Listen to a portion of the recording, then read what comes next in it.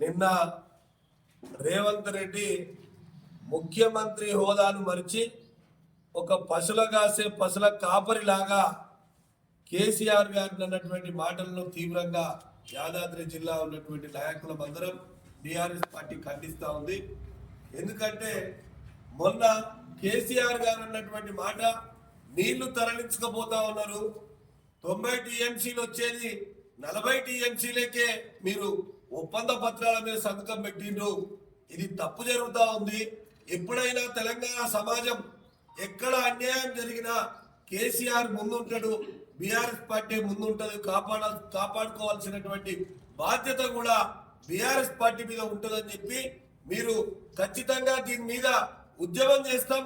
అదేవిధంగా నల్లగొండ, పాలమూరు, రంగారెడ్డి ఈ 3 జిల్లాలకు మరి ప్రజలను ఉత్తేజపరుస్తామని చెప్తే దానికి నిజంగా నీళ్లు తరలించలేక నీళ్లు తప్పు చేసినామని ఒప్పుకున్నట్టుగా ఇవాళ కేసీఆర్ గారి మీద, కేటీఆర్ గారి మీద ఇష్టం వచ్చినట్టుగా, అంటే నిజంగా కేసీఆర్ గారికి ఉన్నటువంటిది ఆయన గాలి గోటికి కూడా పనికిరానటువంటి వాడు రేవంత్ రెడ్డి.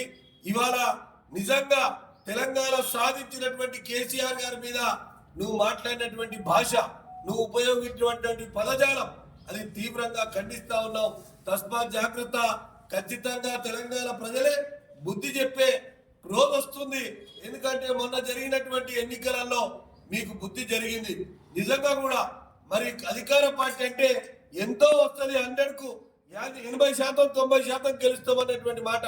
కానీ ఇవాళ ఏం గెలిచినా 58-60% మాత్రమే గెలిచి, అది కూడా అనేక రకాలుగా భయభ్రాంతులకు గురి చేసి ప్రలోభాలు పెట్టి ఇంకా ఇండిపెండెంట్ గెలిచినటువంటి వాళ్ళను కూడా కలుపుకొని సంఖ్య చెప్పినటువంటి మాట.